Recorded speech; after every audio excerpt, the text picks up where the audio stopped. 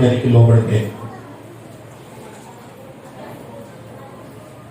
మనం ఎవరిని ఎవరిని చూసుకుని వచ్చినాము ఒకసారి మీరు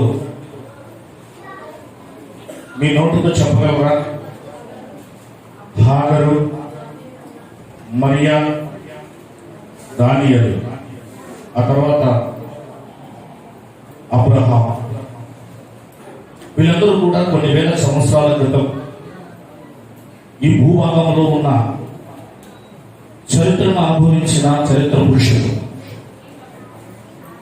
మరలా తిరిగి మనం ఈ సమయంలో మరొక చరిత్ర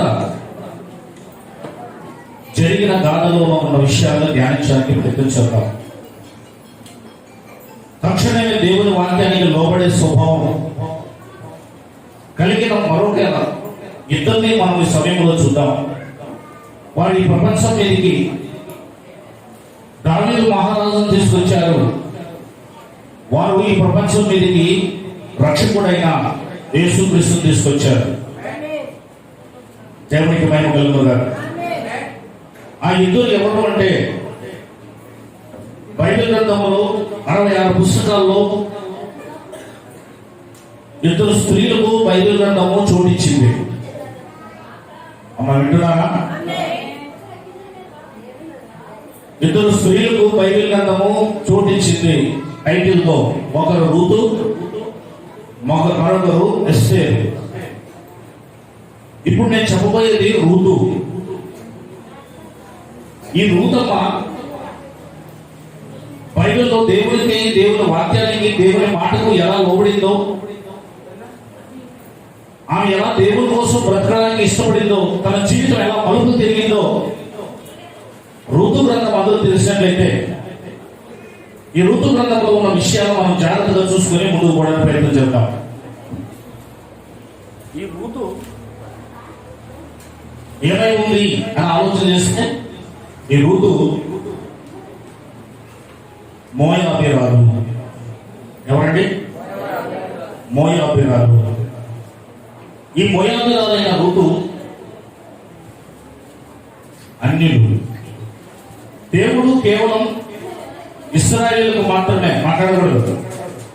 దేవుడు కేవలం ఇశ్రాయేలుకు మాత్రమే దేవుని వాక్యాన్ని ఇచ్చినట్టుగా వాక్యం చదివిస్తుంది. ఎవరికి? కాస్త మనము జాగ్రత్తగా చూద్దాము. నాతో ప్రయాణం చేయండి.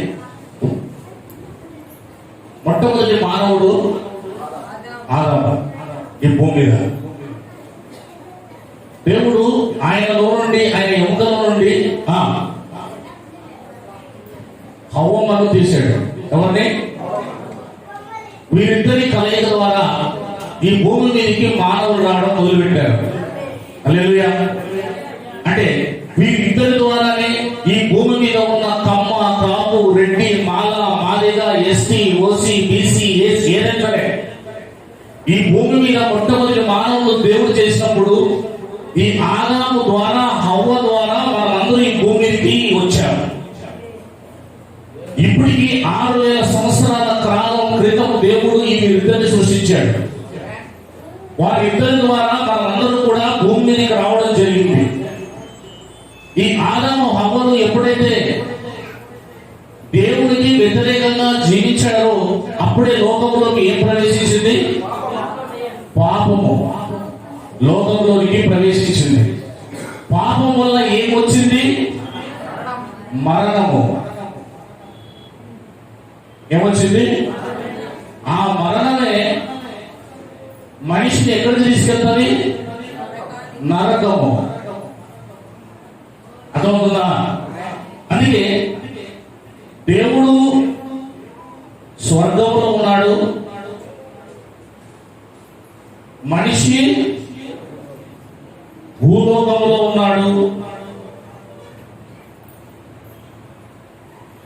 నరకము భూలోకం కింద ఉంది. హల్లెలూయా. ఈ భూమి మీద ఉన్న మనుషుల్ని దేవుడు స్వర్గంలో నుండి ఎందుకు పంపిస్తున్నాడు భూమి మీద కంటే? పరీక్ష. దేనికోసము? ఎగ్జామ్స్ రాస్తాము. ఎవరైతే పాస్ అవుతారో, ఎవరైతే కష్టపడతారో వారు పై క్లాసులకు వెళ్తారు.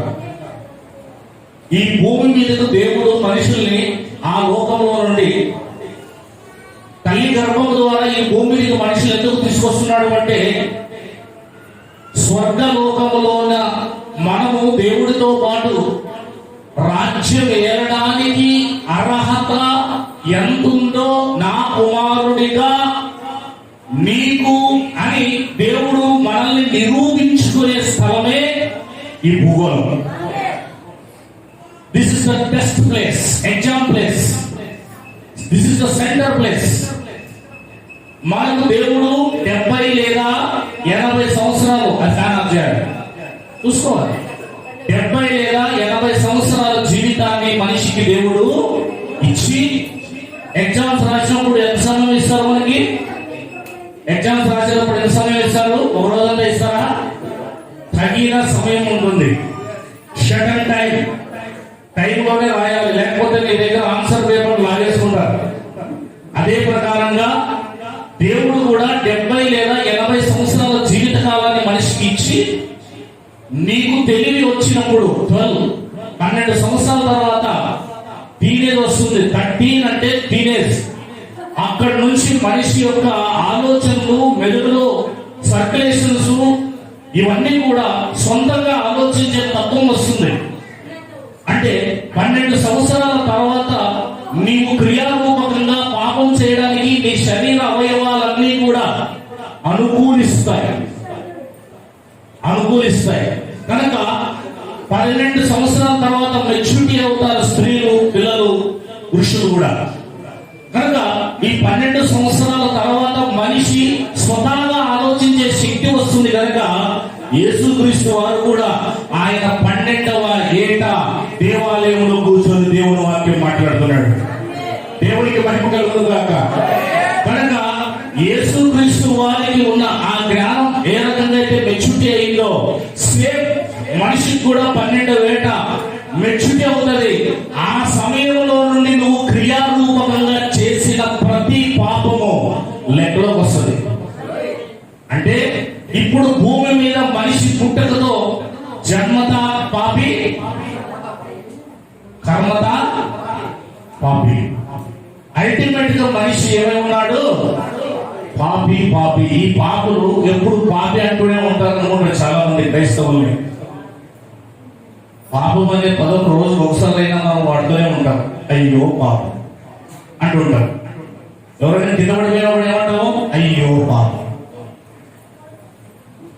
ఒరే పాపిస్తున్నా అంటుంటాం. ఎందుకంటే మనిషే పాపి. వారి థాట్స్, వారి ఆలోచన, వారి స్వభావం, వారి ప్రవర్తన, వారు ఎప్పుడు నిలువెల్ల గుండెల్లో, హృదయంలో పాప స్వభావాన్ని పెట్టుకుని నిండుకొని ఉండేవాడు. సర్పము కేవలం కోరలు కలిగి ఆ తలభాగంలో నుంచి ఆ 2 కోరలతో విషాన్ని చెబుతుంది అంతే. ఇక మిగతా ఆ తలం తీసేస్తే మిగతా భాగంతో వాళ్ళని ఏ హాని చేయదు. తేలు ముందు భాగంతో కాకుండా వెనక భాగంతో కొండితో మనల్ని ఏం చేస్తుంది? హాని కలిగించి విషాన్ని చూపి చంపేస్తుంది. కానీ మనిషి నిలువెల్లా విషయం కలిగిన వాడు. మనిషి ఎవరు? నిలువెల్లా విషయం, పాపపు స్వభావం కలిగిన వాడు, అడుగడుగునా పాపపు ఆలోచన కలిగిన వాడే మనిషి. కనుక ఆ మనిషి యొక్క జన్మత, పుట్టుకతోనే మనం పాపులం. కర్మత, ఆ పాప స్వభావం మనలో ఉంది కనుక 12 ఏళ్ల తర్వాత ఆటోమేటిక్ గా మనం పాపం చేయడానికి మొదలు పెడతాయి మన శరీర అవయవాలు. చూడడంలో పాపం, వినడంలో పాపం, మాట్లాడడంలో పాపం, తాగడంలో పాపం, ఆలోచించడంలో పాపం. అనుక్షణం చూసే చూపులో ఒక స్త్రీని మోపు చూపుతో చూస్తాం. ఎవరి చేతిలో డబ్బు ఉంటే దొంగలించాలని ప్రయత్నం చేస్తాం. ఎవరి చేతిలో మొబైల్ ఉంటే దొంగలించాలని ప్రయత్నం చేస్తాం. ఎప్పుడూ ఇంకొకరికి హాని చేయడానికి ప్రయత్నం చేస్తాం. మాటలో పాపం. ఎందుకు ఇలా ఉంటే మనిషి పుట్టుకతోనే పాప నైజం కలిగి భూమి మీదకి వస్తున్నాడు. కనుక ప్రతి ఒక్కరి యొక్క పాపపు స్థితి 12 ఏళ్ల వరకు మెచ్యూరిటీలోకి రాదు, ఎదుగుదలలో కనపడదు. ఎప్పుడైతే 12 years రాగానే ఇక నువ్వు క్రియారూపంగా పాపం చేసిన మరుక్షణమే ఇక్కడ దేవుడు నిన్ను పరీక్ష పంపించాడు కదా. భూమికి మనిషి ఎందుకు పంపించాడు? పరీక్షకు పంపించబడిన ఈ మనిషి పరీక్షలో ఫెయిల్ అవుతూ వస్తుంటాడు. ఏమవుతాడు? పాస్ అయ్యేది కూడా ఏమవుతాడు? ఇతను దిగజారుతూ ఉంటాడు. దిగజారడం అంటే అర్థం ఏంటి? పాపం మనిషిని ఎక్కడ తీసుకెళ్తాది? కింద ఉన్న నరకాన్ని తీసుకెళ్తాది. అంటే ఒక వ్యక్తిని దేవుడు ఈ లోకంలో పుట్టించడానికి కారణం ఏమిటి అంటే, ఆ వ్యక్తి పరిశుద్ధమైన జీవితాన్ని జీవించి పాపాన్ని చేయకుండా లోకంలో తనకిచ్చిన ఆయుష్ని వాడుకొని, ఏ దేవుడైతే నింగి నేల ఆకాశం భూమి సూర్యుడు చంద్రుడు నక్షత్రాలు నీరు ఆహారాన్ని జంతువులు జీవరాశులు పక్షుల్ని సూర్యుని చంద్రుడిని గ్రహాలను ఈ భూమి మీద ప్రతిదాన్ని ఇచ్చి నువ్వు కాచి కాపాడుతూ నీకు డ్రెస్ ఇచ్చింది దేవుడే, సంధించింది దేవుడే, తింటున్న ఆహారం ఇచ్చిన దేవుడే, తాగుతున్న నీరు ఇచ్చిన దేవుడే, అనుభవిస్తున్న సూర్యుడు దేవుడే, గాలి దేవుడే, ఈ భూమి మీద ప్రతి దాన్ని ఇచ్చింది దేవుడే. నువ్వు స్వయంగా ఒక అణువును తయారు చేసుకోలేవు, స్వయంగా ఒక వెంట్రుకను తయారు చేసుకోలేవు. దేవునికి మహిమ కలుగుగాక. ఏదైనా ఒక వస్తువులో నుంచి మరొక వస్తువును తీయగలడే కానీ, కృత్రిమాన్ని చేయగలడే కానీ సృష్టిని మాత్రం చేయలేకపోతున్నాడు మనిషి నేటి వరకు. కారణం ఏంటంటే సృష్టికర్త దేవుడు మాత్రమే సృష్టిని చేయగలడు. హల్లెలూయా. కనుక ఆ దేవుడిస్తున్న నీరు తాగుతున్నావు, ఆ దేవుడిస్తున్న నీరు ఆహారం తింటున్నావు, ఆ దేవుడిస్తున్న కోడి తింటున్నావు. మధ్యాహ్నం మనం పలావు ఏంటి చికెన్ కూడా తినిపోతున్నాం. దేవునికి మహిమ కలుగుగాక. ఎవరిచ్చారు? స్టెఫెనా, సినబాబా, నరసమ్మామ కాదు. దేవుడిస్తే వాళ్ళు తెచ్చుకున్నారు. వాడిని దేవునికి మహిమ కలుగుగాక. అక్కడ వస్తువులే లేనప్పుడు నువ్వు ఎలా తెచ్చుకోగలుగుతావు? అప్పుడప్పుడు ఇక్కడ ఉన్న చికెన్ సెంటర్ దగ్గరికి వెళ్తున్నా నేను, ఏమైనా చికెన్ ఉందా అంటే కోళ్ళు లేవంటాడు. ఏమంటాడు? కోళ్ళు లేవన్నప్పుడు కోడి ఫారం వెళ్తే కోళ్ళు అక్కడ కూడా లేవంటాడు. మరి అసలు సృష్టి లేకపోయింటే ఎలాగో తినగలిగిన వాడివి. దేవునికి మహిమ. పొలాలన్నీ ఈసారి ఎండిపోయాయి. అలాగే ఒక 10 సంవత్సరాలు ఎండిపోతే మనమంతా ఏమవుతాము? నరమాంస భక్షులుగా తయారవుతాం. మనుషులు తినేసే రోజులు వచ్చాయి ఒకప్పుడు. అలాంటి స్థితి కూడా వెళ్ళిపోతాం. దేవునికి మహిమ కలుగుగాక. దేవుడు సమృద్ధిగా ఇస్తున్నాడు. నేను ఏం చెప్తున్నానంటే, ఇక్కడ నుంచి నేను వేరే దగ్గరికి వెళ్తాను, చాలా జాగ్రత్తగా వినాలి. స్వర్గంలో దేవుడు ఉన్నాడు, భూలోకంలో మనిషి ఉన్నాడు, నరకములో పాపము చేసి సత్య దేవుణ్ణి ఎరుగగా చనిపోయిన మరుక్షణమే పరీక్ష ఫెయిల్ అయిపోయి వెళ్ళే స్థలమే భయంకరమైన అగ్నిగుండమైన నరకం. ఈ నరకాన్ని తప్పించుకోవాలి అనే పరలోకంలో నుండి దేవుడు 2000 సంవత్సరాల క్రితం యేసు ప్రభు దిగొచ్చి మనిషికి దేవుడంటే ఏంటో తెలియజేసి, మనిషి మరలా ఈ లోకానికి కాకుండా ఆ లోకానికి వెళ్ళి దేవునితో రాజ్యమేలాలని తెలియజేసి మనందరి కోసం యేసు ప్రభు వారు శిలువ వేయబడ్డారు. ఏమయ్యారు? ఆయన శిలువ వేయబడ్డారు. ఆయన పరిశుద్ధుడు. ఆయన కన్యక జన్మను జన్మించాడు. ఆయన మరలా లైంగికంగా జన్మించలేదు. నిన్నటి రోజున క్రిస్మస్ చేసుకున్నారు, అంటే యేసు పుట్టిన రోజు. దేవునికి మహిమ కలుగుగాక.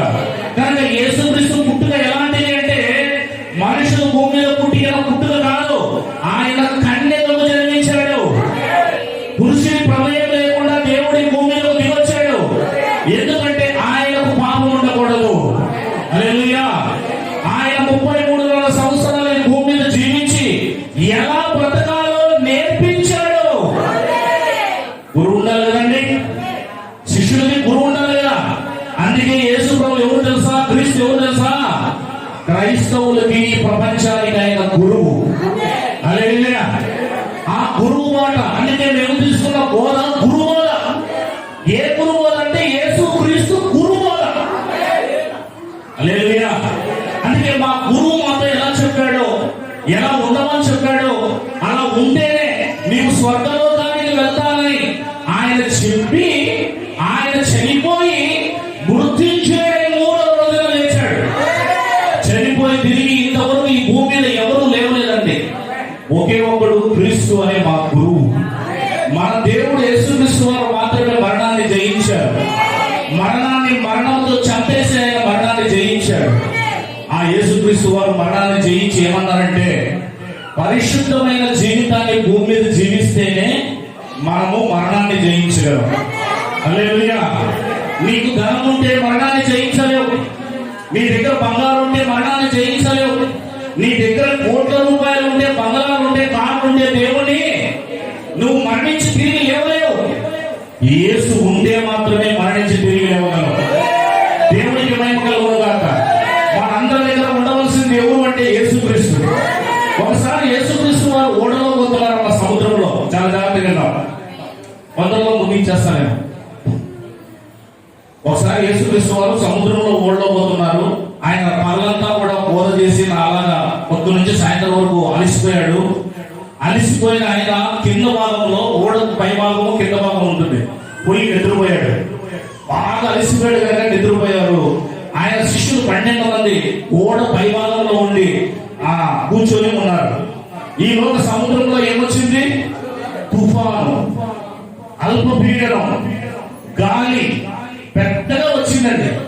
వచ్చినప్పుడు అల్పపీడనం వల్ల, తుఫాను వల్ల, గాలి వల్ల మొత్తము ఆ చుట్టూ దాని ఓడలంతా చుట్టుకున్నాయి.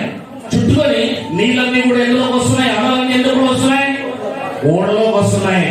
వీరు చేపలు పట్టే వాళ్ళు కనుక, ఇంతకు ముందే బాగా మంచి ఎక్స్పీరియన్స్ క్యాండిడేట్ కనుక వాళ్ళ దగ్గర పరికరాలు తీసుకుని ఏం చేస్తున్నారు? ఓడలోకి వచ్చే నీళ్ళన్నీ కూడా బయటకు చేసేస్తున్నారు. 12 మంది, 6 మంది అవుతున్నా, 6 మంది యువతలో ఓడకి ఏం చేస్తున్నారు? ఎన్ని నీళ్లు చేసివేస్తున్నా ఓడ ముందుకు కదలదు, ఎందుకు కదలదు? తుఫాను ఆగదు. వారి సొంత ప్రయత్నాలు చేసి చేసి రెక్కలన్నీ ఇరిగిపోయాయి. అక్కడ సామాగ్రి పడేసి పరిగెత్తుకుంటూ వెళ్ళి ఒక ఆయన, యేసయ్యా తుఫాను ఎక్కువైంది, మా ప్రయత్నాలు మేము చేసాము, ఇది ఆగడం లేదు, ఓడ ముందుకు పోదు, వెనక్కి పోదు, మనం చచ్చేటట్టున్నాము, నీకు చింత లేదా అన్నారండి. యేసు ప్రభువు వారు ఓడలో నిద్రపోతున్నాడు కదా, ఆయన తిరిగి లేచాడండి. హల్లెలూయా.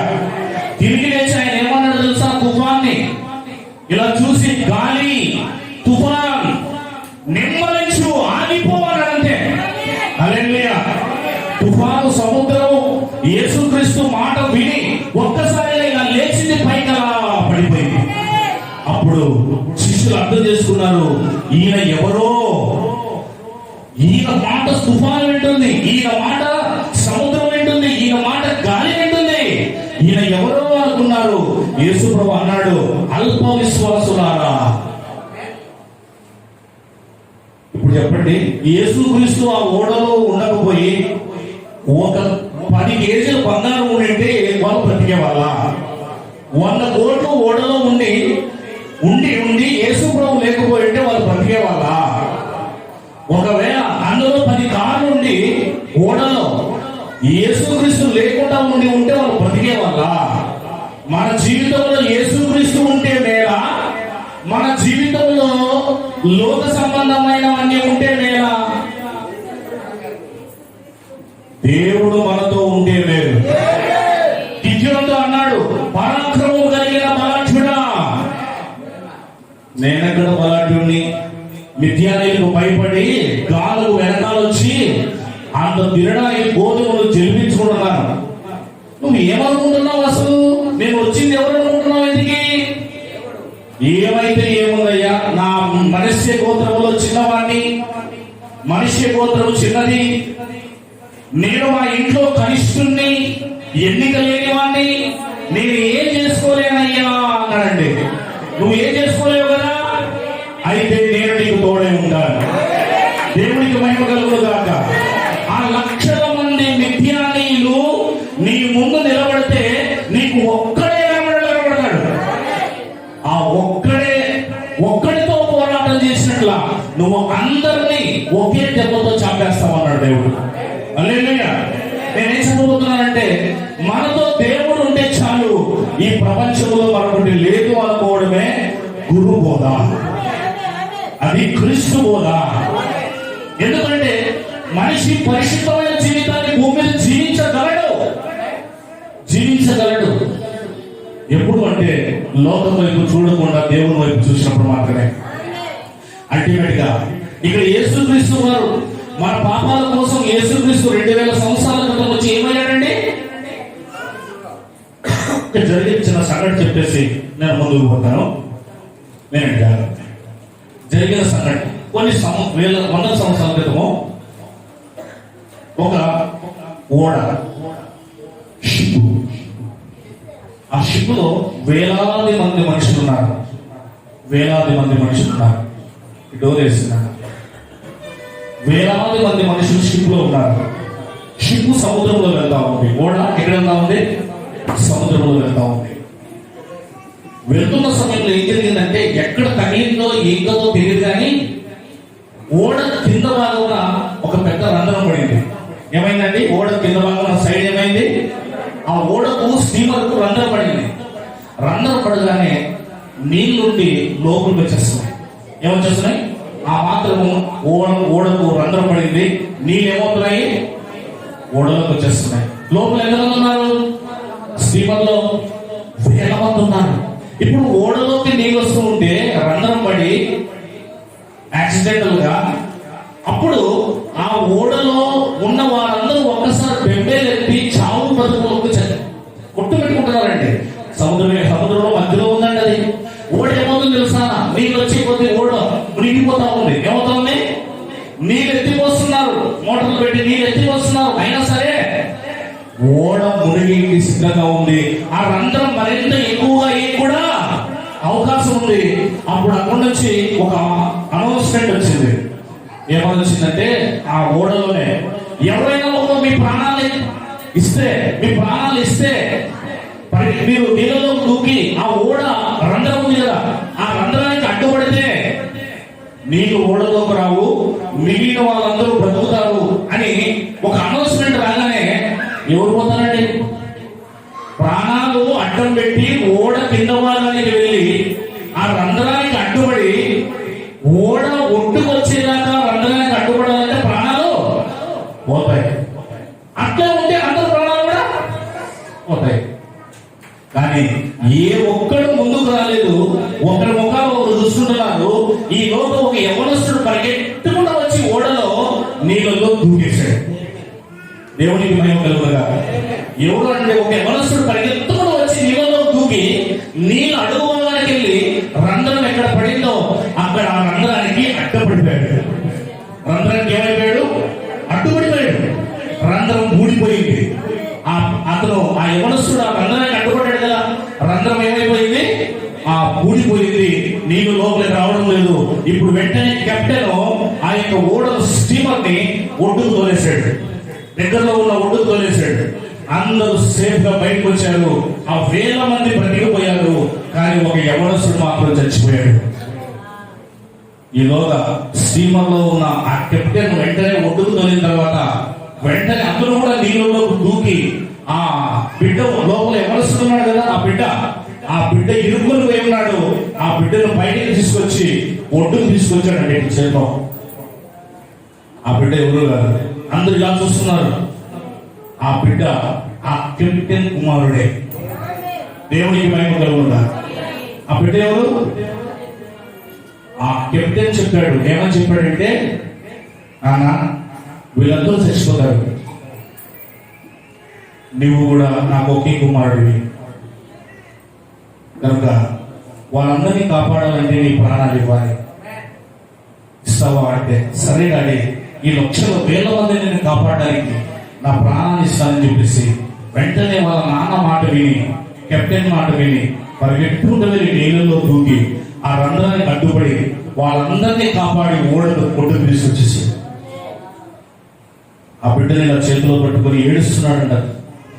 ఆ కెప్టెన్ అక్కడ ఉన్న వాళ్ళందరినీ కాపాడడానికి తన బిడ్డని ఏ రకంగా ఇచ్చాడో ఆ రంధ్రానికి అడ్డుపడడానికి స్టీమర్ కి దేవాది దేవుడు మన తండ్రి, భూమి ఆకాశము సూర్యుడు చంద్రుడు నక్షత్రాలు సకల లోకాలు కలిగించిన ఆ తండ్రి అయిన దేవుడు మనం నరకానికి వెళ్ళి నశించిపోకూడదని ఆ దేవుడు 2000 సంవత్సరాల క్రితం తన ఏకైక కుమారుని యేసుక్రీస్తుని లోకానికి పంపించాడు. ఆ యేసుక్రీస్తు లోకానికి వచ్చి మన కోసం శిలువలో మరణింపజేసింది ఆ తండ్రి అయిన దేవుడు. చెప్తున్నాడంటే మనం అందరూ కూడా దేవుని పిల్లలమే. నువ్వు వివిధ మతాల్లో ఉండవచ్చు, వివిధ ఆలోచనలో ఉండవచ్చు, నువ్వు ఏమైనా చేసుకోవచ్చు, కానీ నువ్వు ఆయన కుమారుడివి. మనం అందరూ కూడా తండ్రి అయిన దేవుని కుమారులం. కానీ భూమి మీద మనం మన మతాలు, మన వర్గాలు, మన ప్రవర్తనను బట్టి వేరయ్యామే. కానీ అందరూ కూడా తెలుసుకోవాల్సింది యేసుక్రీస్తును మాత్రమే. కనుక ఆ యేసుక్రీస్తును తండ్రి అయిన దేవుడు నా బిడ్డలందరూ కూడా నరకానికి వెళ్ళిపోతున్నారు నశించి, మీరు దయచేసి యేసయ్యా నా కుమారుడా నువ్వు భూమి మీదకి వెళ్ళి వాళ్ళందరి కోసం నీ పరిశుద్ధమైన రక్తాన్ని చిందిస్తావా? వాళ్ళందరి కోసం ఒక బలి అవుతావా? బలి అయితేనే వాళ్ళందరూ, నువ్వు బలి అయితేనే నువ్వు పరిశుద్ధుడివి, నీ పరిశుద్ధ రక్తం చేత బలి అయితే వాళ్ళందరూ నరకానికి పోకుండా స్వర్గానికి వస్తారు. బలి అవుతావా అన్నప్పుడు దేవుడి దగ్గర తండ్రి, అయ్యా నువ్వు వాళ్ళని ఎంతగానో ప్రేమిస్తున్నావు, నన్ను ఎంతగానో ప్రేమిస్తున్నావు, నేను నేను ఎంతగానో ప్రేమిస్తున్నాను, కనుక నీ కోసం ఈ స్వర్గలోకాన్ని అనుభవించడం మానేసి భూమి మీద వాళ్ళ కోసం ప్రాణం కూడా నేను వెళ్తానని మరియ గర్భంలో, కన్యక గర్భంలో జన్మించాడు యేసుక్రీస్తు వారు. కన్యక గర్భంలో జన్మించిన యేసుక్రీస్తు వారు 30 సంవత్సరాలు ఇంట ఉండి తన తల్లిదండ్రులకు లోబడ్డాడు. మన పిల్లలు 12 ఏళ్ళు కానీ మనకు లోబడరు, మనకే చెప్పడం మొదలు పెడతారు. కానీ యేసుక్రీస్తు దేవాది దేవుడై ఉండి పరలోకం నుంచి స్వర్గంలో నుంచి దిగి వచ్చి భూమి మీద సొంత తల్లిదండ్రులు కాని వారికి లోబడి ఉన్నాడు బైబిల్ చెప్తుంది. అంటే ఆయన వారికి ఏం నేర్పిస్తున్నాడు? నీ తల్లిదండ్రులకు లోబడి ఉండు అని నేర్పిస్తున్నాడు. తల్లిదండ్రులను నువ్వు ఎప్పుడైతే సన్మానిస్తావో అప్పుడు నీవు ఆశీర్వదింపబడతావు, దీనికి ఆయుష్ వస్తుంది నీకు అని చెప్తున్నాడు దేవుడు. ఆ తర్వాత 30 ఏళ్ళ ఆయన కూడా బాప్తిసం తీసుకొని యేసుక్రీస్తు వారు ఈ లోకంలో ఆయన సేవ మొదలు పెట్టారు. 3.5 సంవత్సరాలు. అప్పుడు చెప్పాడంటే ఆయన మాటలు, అదే ఈ బైబిల్లో ఉన్న గురుబోధ, క్రీస్తు వారి గురుబోధ. ఆ గురుబోధే క్రీస్తు బోధ, ఆ క్రీస్తు బోధే ఈ బైబిల్లో ఉంది. ఆ విషయాలను మనం తెలుసుకొని దేవుడి దగ్గరికి వెళ్ళిపోవాలి. దేవుడు ఏమన్నాడో తెలియజేశాడు, దేవుడు ఎంత ప్రేమమయుడో తెలియజేశాడు, దేవుడి ప్రేమ మన పట్ల ఎంతో తెలియజేశాడు. హల్లెలూయా. కనుక దేవుడే మానవుడిగా ఈ భూమి మీదకి దిగి వచ్చమ్మా, నీకోసం నీకోసం నీకోసం చనిపోయాడు. నువ్వు తెలుసుకోవాలనుకుంటే దొరుకుతాడు, నాకెందుకు అనుకుంటే దొరకడు. వెతికితే దొరుకుతాడు, వెతకపోతే దొరకడు. వెతుకుతావా? నీ జీవితాన్ని సరి చేసుకుంటావా? సత్య దేవుడు అర్థం చేసుకుంటావా? అది నీ చేతిలో ఉంది. కనుక ఆ యేసుక్రీస్తు వారే మనందరి పాపాల కోసం ఆయన ఈ భూమి మీదకి వచ్చి ఏమయ్యాడు? రక్తం చిందించాడు. ముందు రూతు గ్రంథాలకు వెళ్ళిపోతాడు. చాలా జాగ్రత్తగా వినాలి. స్తోత్రం. రూతు కూడా కొన్ని వేల సంవత్సరాల క్రితం భూమి మీద జీవించిన ఒక అన్య స్త్రీ, లోతు కుటుంబంలో నుంచి వచ్చింది. ఏడాది ఈ లోతు కుటుంబంలో వచ్చిన ఈమె మోయాబీరాలు. ఈ మోయాబీలు కానీ అమోరీలు కానీ 10వ తరం వరకు యెహోవా సమాజంలో చేరుకున్నాడు అనేది ఒక ధర్మశాస్త్రం రాయబడింది. వింటారా? ఈ రూతు ఎలా దొరికింది అంటే, నయోమి అనే ఒక ఆమె, ఆ తర్వాత ఎలిమెలెకు అనే ఒక ఆయన, వీరిద్దరు బెత్లెహేము వాసులు. ఎవరు? బెత్లెహేము వాసులు. ఈ బెత్లెహేము వాసులు బెత్లెహేములో కరువు వచ్చినప్పుడు వీరు మోయాబు దేశానికి వెళ్ళారు. కరువు వచ్చినప్పుడు మనం కూడా ఆయా దేశాలకు వెళ్తాం కదా. కరువు వచ్చినందుకు ఎలిమెలెకు అండ్ నయోమి వేరే దేశానికి వెళ్ళి పట్టడానికి ప్రయత్నం చేసినప్పుడు వీళ్ళతో పాటు 2 కుమారులు వెళ్ళారు. వాళ్ళ పేర్లు మహలోను, కిలియోను. మహలోను అనగా రోగి అని అర్థం, కిలియోను అనగా క్షీణించుట అని అర్థం. హల్లెలూయా. వింటున్నారా? వింటున్నారు కదండి. వీళ్ళిద్దరికి ఓర్పా, రూతు అనే మోయాబీరాలకు ఇచ్చి ఆ దేశంలో పెళ్లి చేశారు. ఎవరిని? ఓర్పా మోయాబీరాలలో ఉన్న ఆ దేశస్తులు చేస్తున్నారు వీళ్ళు. పేరేం పేరు? ఒక ఆమె ఓర్పా, రెండో ఆమె రూతు. 10 సంవత్సరాలు కాపురం చేసిన తర్వాత, 10 సంవత్సరాలు కాపురం చేసిన తర్వాత ఓర్పా భర్త చనిపోయాడు, రూతు భర్త చనిపోయాడు. 10 సంవత్సరాల తర్వాత తిరిగి దేవుడు తన దేశాన్ని కరువు నుంచి విడిపించాలని విన్న తర్వాత నయోమి ఆ తర్వాత బయలుదేరి తన దేశానికి రావడానికి ప్రయత్నం చేస్తుంది. వినాలి, ఎందుకంటే నయోమి భర్త చనిపోయాడు, నయోమి 2 కుమారులు కూడా చనిపోయారు. మిగిలిన 2 కోడళ్ళు మాత్రమే, వారికి ఇంకా పిల్లలు లేరు. ఈ నయోమి తన దేశానికి తిరిగి వస్తున్న సమయంలో ఏమని చెప్పిందంటే, ఓర్వా, ఋతు, మీరు మీ ఇంటికి వెళ్ళిపోండి, ఇంకా నాకు పిల్లలు లేరు, మీకు పెళ్లి చేయడానికి మరలా తిరిగి మీరు మీ ఇంటికి వెళ్ళిపోండి, నా బట్టలు కోల్పోయాను, మీ బట్టలు కోల్పోయారు, మీరు మీ ఇంటికి వెళ్ళిపోండి అన్నప్పుడు బతిమాలంటే వీళ్ళిద్దరు కలిసి ఏం చేశారంటే, అమ్మా తల్లి అయినా నువ్వే, తండ్రి అయినా నువ్వే, అత్తయ్యా నువ్వే, మామయ్య నువ్వే, నీతోనే వస్తామని ఇద్దరు అన్నారండి. వింటున్నారా? ఓర్పు అలాగే ఉంది, నువ్వు అలాగే అనేది. కానీ కాస్త నయోమి లేదమ్మా, మీరు వెళ్ళిపోండి, మీ దేశానికి మీరు వెళ్ళిపోండి, మీ అమ్మ నాన్నింటికి మీరు వెళ్ళిపోండి, మీరు మళ్ళీ పెళ్లి చేసుకోవచ్చు, మీరు ఎవరస్తులు, మీరు ఇంకా పెళ్లి పిల్లలు కలిగాక, నా కొడుకులు నా భర్త చనిపోయారు, ఏమో మరి నా పరిస్థితి అలా ఉంది, నా దరిద్రం అలా ఉంది అనుకుని ఆమె నా దేశానికి వెళ్తానన్నప్పుడు కన్విన్స్ అయిపోయిన ఓర్వ భర్తను వెతుక్కుంటూ, బాగానే భర్తను వెతుక్కుంటూ తన దేశానికి వెళ్ళిపోయింది. కన్విన్స్ చేసిన అత్తని కన్విన్స్ చేసిన రూతు దేవుణ్ణి వెతుక్కుంటూ ముందుకు కొనసాగింది. This is very very very very very important. ఓర్వ భర్త కోసం వెనక్కి వెళ్ళిపోయింది, రూతు దేవుని కోసం ముందుకు కొనసాగింది. ఇది అర్థం చేసుకోవాలి. భర్త కోసం వెనక్కి వెళ్ళిపోయింది, దేవుని కోసం ముందుకు కొనసాగింది. కావాలంటే వాక్యం చూద్దాం. 14 వచ్చి చూద్దాం. వారు ఎలుగెత్తి ఏడవగా ఓర్వా తన అత్తను ముద్దు పెట్టుకునేను, రూతు ఆమెను హత్తుకునేను. ఎంత తేడా ఉంది చూడండి. ముద్దు పెట్టుకుని టాటా చెప్పింది ఓర్వా అనే కోడలు, రూతు ముద్దు పెట్టుకోలేదు కానీ ఆమెను హత్తుకొని తనతోనే ఉంది.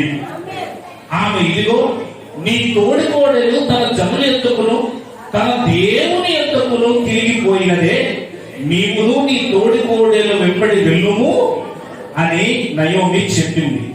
అందుకు ఋతు, నా వెంబడి రావద్దనియు, నన్ను విడిచి పెట్టవద్దనియు, నన్ను బతిమాలు కొనవద్దు అత్తా, నీవు వెళ్ళు చోటుకే నేను వచ్చేదను, నీవు నివసింపు చోటునే నేను నివసించదను, నీ జనమే నా జనము, నీ దేవుడే నా దేవుడు. హల్లెలూయా. ఏమని చెప్పిందంటే ఆమె భర్తలు కోల్పోయారు. మా పిల్లలు జాగ్రత్త, భర్తలు పోయారు, మామ పోయాడు, అత్త మొత్తం పోగొట్టుకొని మళ్ళా తన దేశానికి వస్తుంది. కోడలకు భర్తలు లేరు. అందుకే మీరు ఏ దేశస్తులో ఆ దేశానికి వెళ్ళిపోమని చెప్పింది. నేను నా దేశానికి వెళ్ళిపోతానని చెప్పింది. కానీ ఒక ఆమె మంచి పని చేసేవంతా అని ముద్దు పెట్టుకొని వెళ్ళిపోయింది. మరొక ఆమె నీ దేవుడే నా దేవుడు, నీ జనమే నా జనము, నువ్వు ఎక్కడ చేస్తా ఎక్కడే చేస్తా, నీతో పాటు నేను ఉంటా, నేను వదలనంటే ఎంత బతిమాలుకున్నా వదలలేదండి. ఇక రూతు ఈ బిందు చాలా మొండి అనుకుని అంత రూతుని వెంట పెట్టుకొని చేసిందండి. ఏ సమయంలో వచ్చింది తెలుసా? కరెక్ట్ గా పంట సమయం, పంట కోత కాలంలో వచ్చిందండి. అంతేనా? ఇప్పుడు 2వ అధ్యాయం మొదలు వచ్చాం. వింటారా? మాట్లాడకూడదు, మాట్లాడే స్థలం కాదు. 2వ అధ్యాయం మొదలు వచ్చాం. నయోమి పెనిమిటికి బంధువుడు ఒకడు ఉండేది. చూసారా? ఈ నయోమి అనే ఎవరో ఉందో ఆ పెనిమిటికి ఎవరున్నారు? బంధువుడు ఒకడు ఉన్నాడంట. బంధువుడు అతడు చాలా ఆస్తిపరుడు, అతడు ఎలిమేలకు వంశపు వాడై ఉండేను. అతడి పేరు అదిగో, ఇతడు భాగ్యవంతుడండి, ఇతడు ఉన్నతమైన వాడండి, ఆ ఊర్లోనే షావుకారి. అతని పేరు బోయాజు. మోయాబీయురాలైన రూతు, నీ సెలవైన ఎడల నేను పొలంలోకి పోయి ఎవరి కటాక్షము పొందగోరునో వాని వెనక పరిగెనేరుకుందునని నయోమితో చెప్పగా ఆమె నా కుమారి పొమ్మని. చూసారా, నయోమి అత్తగారు ఊరికి వచ్చేసారు. తన సొంత ఊరికి 15 అంతకు ముందు ఎన్నేళ్ళో తెలియదు. వింటున్నారా?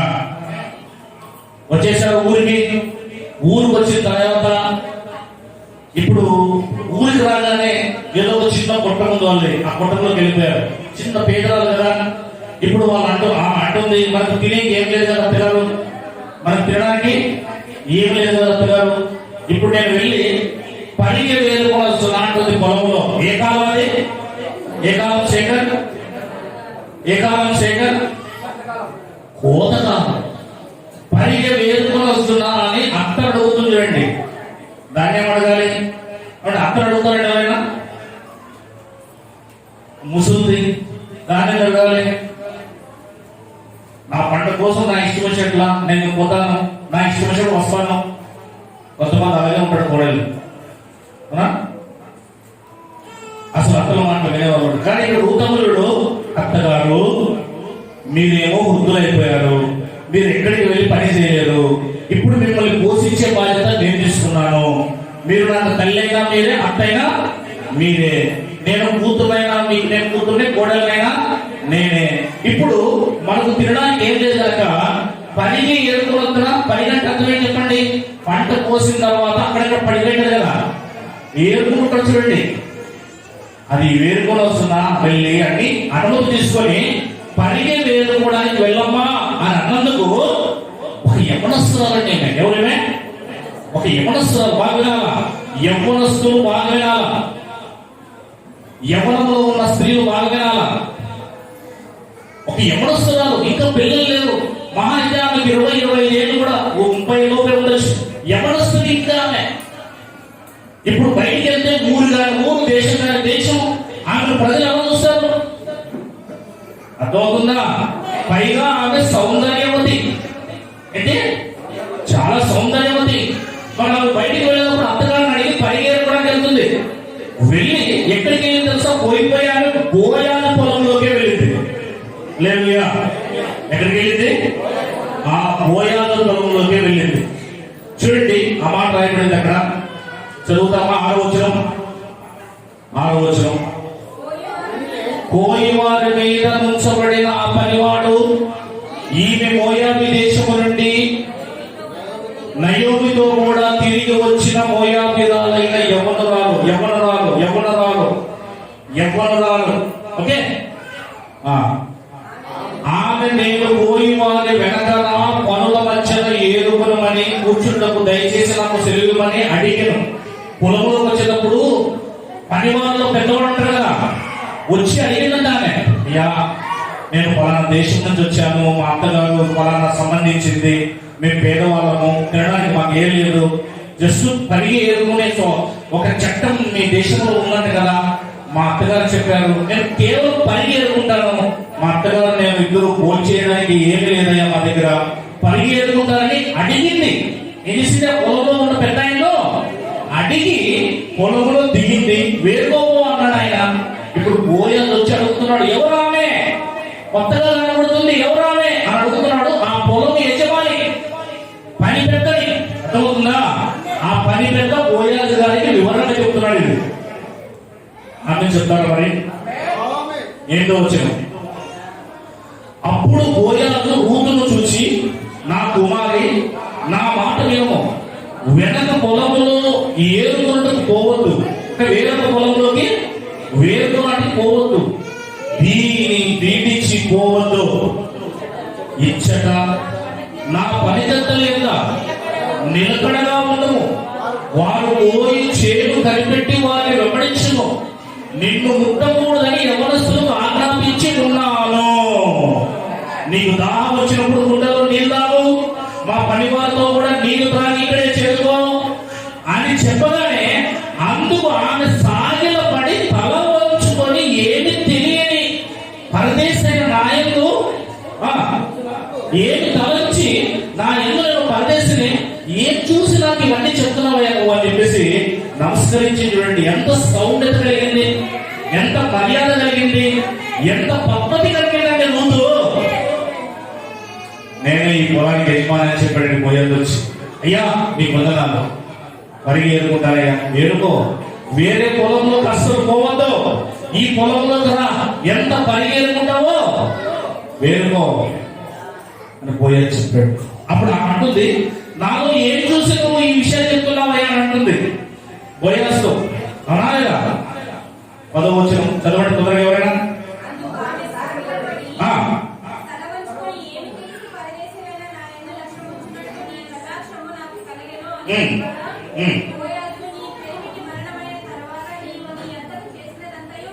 దేవునికి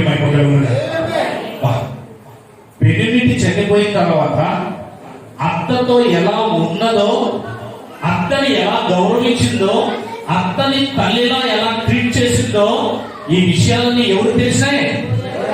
మరి పోయాలో తెలిసి ఆ ఊర్లో వాళ్ళందరూ తెలిసింది. హల్లెలూయా. అత్తతో ఎలా ప్రవర్తించాలో అనేది రూతులు చూసి నేర్చుకోవాలి. అత్త టార్చర్ పెట్టినా పర్వాలేదంటే నువ్వు మాత్రం తిరిగి మళ్ళా సమాధానం ఉండాల్సిందే. ఎందుకు? దేవుణ్ణి నమ్ముకున్నావు కదా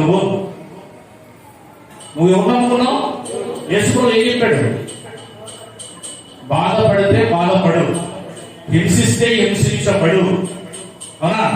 బాధ పెడితే బెదిరించక, బాధ పెట్టబడ్డానికి, హింసించబడ్డానికి దేవుడు మనల్ని పిలిచాడు అని అంటలేదు పేతురుపత్రికలో. దానికోసం మనం పిలువబడ్డాం. నీ బాధ, నీ కన్నీరు, నీవు సహించేది ఒక రోజు హితమవుతాయి, ఒక రోజు వారి గుండెను కన్నరిస్తుంది. కారణం అది ఖచ్చితంగా అవుతుంది. దేవుడు చూస్తున్నాడు. దేవుడికి సమస్తము సాధ్యం అంటే అత్తను లోబడు, అత్తను మార్చుకోవాలంటే లోబడిన తప్పలేక. దేవునికి మహిమ కలుగునుగా. ఎంత మంచి రూపమ్మా. ఏం జరిగింది ఇప్పుడు ఇక్కడ? మళ్ళా 11వ వచనం, నీవు నీ తల్లిదండ్రులను నీ జన్మభూమిని విడిచి ఇంతకు ముందు నీవు ఎరగని జన్మలెత్తుకు వచ్చితివి. పోయా చెప్తున్నామంటే ధనవంతుడు, ఆ ఊర్లోనే ధనవంతుడు, ఆయన దగ్గర ఫోర్డ్ కార్ లేదు. వచ్చినప్పుడు రథంలోనే వచ్చాడు. తెలుసా మీకు? యెహోవా నీకు చేసిన దానికి ప్రతిఫలము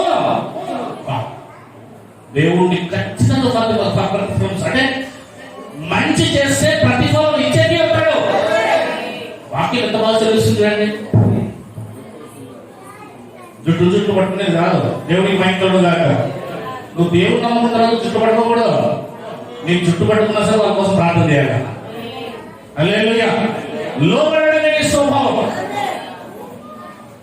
అందుకు ఆమె సాగిపడి 11వ వచనం పాస్టరు, నీవు నీ తల్లిదండ్రులు నీ జన్మమును విడిచి ఇంతకు ముందు నీవు ఎరగని జన్మకు వచ్చితివి. యెహోవా నీవు చేసిన దానికి ప్రతిఫలం ఇచ్చును.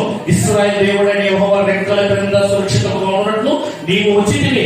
ఆయన నీకు సంపూర్ణమైన బహుమానం ఇచ్చునని ఆమె ఉత్తరించును. అందుకు ఆమె, నా ఏలినవాడా, నేను నీ పనిగంతుల్లో ఒకదాన్ని కాకపోయినా నీవు నన్ను ఆదరించి నీ దాసులలో నా యందు ప్రేమ కలిగి మాట్లాడితివి. ఒక దైవభక్తి గల వాడు ఎలా మాట్లాడాలంట? ఎంత ప్రేమతో. ఒక పరిగెత్తుకుంటా ఏం పడిన ఆయనతో పరిగెత్తుకున్న వాళ్ళంటే ఎంత చీప్ తెలుసా? పరిగెత్తుకునే ఆమెతో ఆ పొలపు యజమాని, 100 ఎకరాలు 1000 ఎకరాలు ఉన్న యజమాని ఎంత ప్రేమతో మాట్లాడుతున్నాడు. ఆమె అంటుంది కదా, నేనెంత దాన్ని నాతో ఎంత ప్రేమగా మాట్లాడుతున్నా ఆయన ఊరు. 14. అందుకు బోయాజు, భోజన కాలమున నీవు ఇక్కడికి వచ్చి భోజనం చేసి చెరుకులో నీ ముక్క ఉంచి తినుమని ఆమెతో చెప్పగా, చేరుకొని వారంతా ఆమె కూర్చుండెను. అతడు ఆమెకు పేదలు అందియగా ఆమె తిని తృప్తి పొంది కొన్ని మిగిల్చింది. ఎందుకోసం? అత్త కోసం. ఆ ముసలు దగ్గర ఆకలి ఉంటుంది. నేనేమో తిన్నాను ఫుల్గా, మా అత్తకు లేదు కనుక మా అత్త కూడా కావాలని అడిగి దాచిపెట్టుకుని చూడండి. కొన్ని తిని తృప్తి పొంది కొన్ని మిగిల్చేను. ఆమె ఏడుకున్నటకు లేచినప్పుడు బోయాజు ఆమె పనుల మధ్యలో ఏడుకుని వచ్చును. ఆమెను అవమానపరచుకొని మరియు ఆమె కొరకు పిడికి కట్టెలు పడివేసి ఆమె ఎవరు ఉన్నట్టు తెచ్చిపెట్టి ఆమె గతి పొందిన తన దాసుకు ఆజ్ఞాపించి ఆయన వెళ్ళిపోయాడు. వచ్చేది ఆమె వాటిని ఎత్తుకొని ఊరిలో వచ్చినప్పుడు ఆమె అత్త ఆమె ఏరుకునే వాటిని చూచెను. ఆమె తిని తృప్తి పొందిన తర్వాత తాను మిగిల్చిన దానిని చూపించి ఆమెకి ఇచ్చింది. చూసారా, తిని మిగిలిన తర్వాత అత్త తీసుకొచ్చింది కదా, అత్తగారు నేను బాగా అక్కడ కడబెడుతున్నాను, మీరు కూడా ఈ పెరుగుతుంది. దేవునికి మహిమ కలుగునుగా. నిజంగా అత్తను ఎంతగా ప్రేమిస్తుందో, అత్తను ఎంతగా ట్రీట్ చేస్తుందో మీరు గమనించాలి. ఇక్కడ హల్లెలూయా. ఏం చూస్తుంది? ఆల్రెడీ వాళ్ళు 10 సంవత్సరాల పాటు అక్కడ ఉన్నప్పుడు వాళ్ళు యెహోవా దేవుని పూజించేవాళ్ళు. వీళ్ళు యెహోవాని గురించి తన కుటుంబంలో చెప్పారు. అక్కడే ఆ దేవుడు ఎలాంటి వాడు, ఆ దేవుడు మేలు చేసే దేవుడు, ఆ దేవుడు ఎంత గొప్పవాడో ఆ 10 సంవత్సరాలు మోయాబు దేశంలో ఉన్నప్పుడు ఓర్పాకు తెలుసు, సువార్త రూతుకు తెలుసు. కానీ ఓర్పా వెళ్ళిపోయింది సువార్త వినక. ఈమె సువార్తకు లోబడి ఈ దేవుడే నా దేవుడు అంటూ వచ్చింది. ఆ దేవుడే ఎందుకండి, ఆ దేవుడి గురించి వాళ్ళు చెప్పారు కనుక, ఆల్రెడీ ఆ ఆచార భక్తి కలిగి ఉన్నారు కనుక దేవునికి మహిమ కలుగునుగాక. హల్లెలూయా. కనుక ఆ దేవుడి గురించిన వివరాలు, విశ్వాసం ఆమెకు ఉంది. ఆ తర్వాత ఏం జరిగిందో తెలుసా? మీకు అందరికీ తెలిసిన విషయం. 3వ అధ్యాయంలో అత్త చెప్పిన దానికి బోయాజు పాదాల దగ్గరికి వెళ్ళి పడుకుంటుంది. బోయాజు పైకి లేచి ఉలిక్కిపడి పాదాల దగ్గర ఎవరు పడుకుని చూస్తే, రూతమ్మ ఎందుకమ్మా ఇక్కడికి వచ్చావంటే, నాకు సమీప బంధువుడు ఉన్నారంట కదా, ఆయన చేత నాకు మా అత్తగారి ఆస్తిని విడిపించండి, నాకు పెళ్లి చేయించండి అంటే, నీకు సమీప బంధువుడు ఉన్నాడు, ఖచ్చితంగా రేపు పొద్దునే న్యాయం చేస్తానని ఆ సమీప బంధువుని పిలిపిస్తాడు. పిలిపిస్తే నయోమి యొక్క పొలం విడిపిస్తావా, ఋతులు పెళ్లి చేసుకుంటావా అంటే వాడు అంటాడు, నాకేం అవసరం లేదు, నా తర్వాత సమీప బంధువుడు నీవే కనుక నువ్వు చేసుకొని అతను చెప్పు తీసి అక్కడ విసిరేసి వెళ్ళిపోతాడు. హల్లెలూయా. అప్పుడు బోయాజే అందరి ముందు చెప్తాడు, ఈమె నా భార్య. సరే, ఎక్కడ స్థితికి వెళ్ళిపోయిందో. రూతమ్మ దేవుని వెతికింది, భర్తను దేవుడిచ్చాడు. ఎలాంటి భర్తను? భవిష్యత్తులో అందులో వాళ్ళలో నుంచి దావీదు రాబోతున్నాడు, వాళ్ళలో నుంచి యేసుక్రీస్తు రాబోతున్నాడు. ఇంత పెద్ద వంశావళికి ఆమె ఒక కర్త. నేనేమంటానంటే, అల్టిమేట్ గా మనం దేవుని కోసం బ్రతికితే, మనం దేవుడి చెప్పినట్టు జీవిస్తే వెనకాల సమకూర్చేవాడు దేవుడై ఉన్నాడు. దేవునికి మహిమ కలుగుగా. సమకూర్చేవాడు ఎవరు? దేవుడై ఉన్నాడు. ఈ విషయాలు మీరు అర్థం చేసుకుంటారని ఆశిస్తూ వచ్చే వారంలో మనం అనేక విషయాలు ఇక్కడ చూద్దాం. నేను చివరిగా ముగించే ముందు 2 నిమిషాలు మీకు ఒక విషయం, ఇక్కడ ఉన్న వారి సహోదరులందరికీ ఒక విషయం చెప్పి నేను ముగిస్తాను. జాగ్రత్త వినండి. మీ అందరికీ లోతు పౌలు తెలుసా? పౌలు గారు తెలుసా? ఆమె చెప్తారా? మరి మేము బట్టి మిగతా వాళ్ళు ఉంటారు. పౌలు మీ అందరికీ తెలుసా? పౌలు ఎవరు? యేసుక్రీస్తు వారి యొక్క శిష్యుడు, సువార్తికుడు, అపోస్తలుడు. మీ అందరికీ కైసర్ తెలుసా? నీరో చక్రవర్తి. కైసర్ ఎవరు? చక్రవర్తి. కైసర్ రోమా చక్రవర్తి. కైసర్ అనే ఈ చక్రవర్తి కంటే వినాలి జాగ్రత్తగా. కైసర్ అనే ఈ చక్రవర్తికి 10,000 మంది బాడీ గార్డ్స్ ఉంటారండి. ఎంతమంది? కైసర్ అంటే ఆయన దర్దాపులుగా 200 దేశాలను పరిపాలించే చక్రవర్తి. కైసర్ చక్రవర్తి. ఇతనికి ఎంతమంది బాడీ గార్డ్స్ ఉంటారు తెలుసా? 10,000 మంది సైనికులైన బాడీ గార్డ్స్ ఉంటారు. ఈ బాడీ గార్డ్స్ కి శాలరీ ఎంత తెలుసా? మామూలు సైన్యానికి ఇచ్చే శాలరీ డబుల్ శాలరీ అంటే వాళ్ళకి. ఎంత శాలరీ? మామూలు సైన్యం ఉంటుంది కదా, ఆ సైన్యానికి ఒకవేళ 10,000 రూపాయలు ఇస్తే, ఈ కైసర్ కోసం, కైసర్ చుట్టూ, కైసరియా దేశంలో రాజధానిలో ఉండాలి 10,000 మంది. ఈ 10,000 మందిని దాటి వస్తేనే మనం రాజును కొట్టగలం. ముందు సైన్యాన్ని, మామూలు సైన్యాన్ని కొట్టరావాలా, ఆ తర్వాత 10,000 మంది బాడీ గార్డ్స్ ఉన్నారు కదా, ఈ బాడీ గార్డ్స్ దాటే రాజు దగ్గరికి రావాలా. అలాంటి 10,000 మంది బాడీ గార్డ్స్ పెట్టుకుని తిరుగుతుంటాడు ఎప్పుడు. వింటున్నారా? వినాలా? ఈ 10,000 మంది బాడీ గార్డ్స్ ని మామూలు సైన్యం ఉండే దానికంటే వీళ్ళ జీతం ఎంత చెప్పాను నేను? రెట్టింపు జీతం. వీళ్ళ సర్వీస్ ఎంత ఉంటుందో తెలుసా? సర్వీస్ కేవలం 12 సంవత్సరాలే. 12 సంవత్సరాల తర్వాత వాళ్ళు రిటైర్ చేసేస్తాడు, వెళ్ళిపోమంటాడు. 20 years నుంచి 32 రాగానే వాళ్ళని పంపించేస్తాడు. రిటైర్మెంట్ వాళ్ళకి ఇంకా ఘనస్వాగతం ఉంటుంది, పంపించేస్తారు ఇంక వాళ్ళని. అయితే వీళ్ళ డ్యూటీ ఎంతో తెలుసా? ఒక రోజు డ్యూటీ 6 గంటలు మాత్రమే. ఈ 10,000 మంది సైన్యానికి డ్యూటీ ఎంత చేస్తారు? 6 hours. వింటున్నారా? అది కూడా రోమా పట్టణంలో ఇటలీలో పుట్టిన పౌరులనే తీసుకుంటాడు, మిగిలిన తీసుకుంటాడు. ఎందుకంటే మోసం చేస్తారండి. వినాలి, ఇటలీలో పుట్టిన వాళ్ళనే, రోమా సామ్రాజ్యంలో పుట్టిన వాళ్ళనే తీసుకుంటాడు ఈ 10,000 మందిని. వాళ్ళ ఉద్యోగం ఎంత? 6 గంటలు. ట్రైనింగ్ ఎంత? 8 సంవత్సరాల్లో వాళ్ళ సర్వీస్ అయిపోతుంది. 12 సంవత్సరాలు. వాళ్ళ జీతం మామూలు సైన్యం కంటే రెట్టింపు జీతం. వీరు 6 గంటల సేపు వర్క్ చేస్తారు కదా. ఈ రోజు ఉరవకుండా వేసామన్నమాట వాళ్ళ డ్యూటీ. మరలా తిరిగి రిటైర్డ్ అయ్యేదాకా ఉరవకుండా డ్యూటీ పడవాలి. ఇంకా చెప్పేది అర్థమైందా? అంటే అలా తిప్పుతూనే ఉంటాడు వాళ్ళని. ఒక దగ్గర వేసిన మళ్ళీ ఇంకో దగ్గర వేయడు. ఎందుకంటే లాగోచి పడి రాజు చంపేకి ఏమైనా లంచం పుచ్చుకొని దగ్గరగా ఉంటాడు కదా వాళ్ళు ఎప్పుడు. అందుకే ఒక దగ్గర డ్యూటీ వేసారంటే ఈరోజు 6 గంటలు, మరలా రిటైర్డ్ అయ్యేదాకా వాళ్ళకి అక్కడ రాదు డ్యూటీ. వినాలి, అట్లా పెడతాడు ఆ యొక్క సైన్యాన్ని. నెక్స్ట్, ఇప్పుడు పౌలు గారి దగ్గర కొత్త పడతాం. ఎవరి దగ్గరికి? పౌలు గారి దగ్గర కూడా 4 వేస్తాడండి. బాగా వినాలి, ఎంతమంది వేస్తాడు? పౌలు ఎక్కడున్నారు అనుకుంటారు మీరు? జైల్లో ఉన్నాడు. పౌలు ఎక్కడున్నాడు? జైల్లో ఉన్నారు. వినాలి, జైల్లో ఉన్న పౌలు గారి దగ్గర ఎంతమంది వేస్తారు? ఈ బాడీ 10,000 మంది బాడీ గార్డులో రోజుకి 4 చెప్పుకున్న 6 గంటలకైతే ఎంత అవుతుంది? 6 అంతేనా? 24 మందినా? చూడండి, 6 గంటలు కదా. ఎంతమంది అవుతారు? ఎంతమంది అవుతారు? అవునా? ఇప్పుడు చూడండి, 4 తీసుకొచ్చి పౌలు ఇల్లే మళ్ళా పౌలు దగ్గరికి రానప్పుడు, పౌలు జైల్లో ఉంటాడు.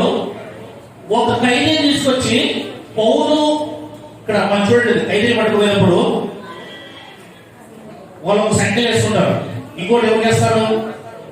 దొంగకి వేస్తారు. ఎందుకంటే వాళ్ళ బాధ్యతలు వీళ్ళు కూడా లేకపోతుందండి పోలీసు వాళ్ళు. ఈ 4 ఉన్నారు చూడండి. ఈ 4 బాడీ గార్డుల్లో 2 జైలు బయట పెడతారు, ఒకరిని ఇంకో బయట పెడతారు, ఒకరిని పౌలు దగ్గర కూర్చోబెట్టి పౌలు చేసిన ఎడమ చేతి చేసిన సంఖ్యల్లో ఇంకొక కుడి చేతి చేసుకుంటాడు. అంటే పౌలు పారిపోకుండా. వింటున్నారా? కైసర్కు 10,000 మంది బాడీ గార్డులు.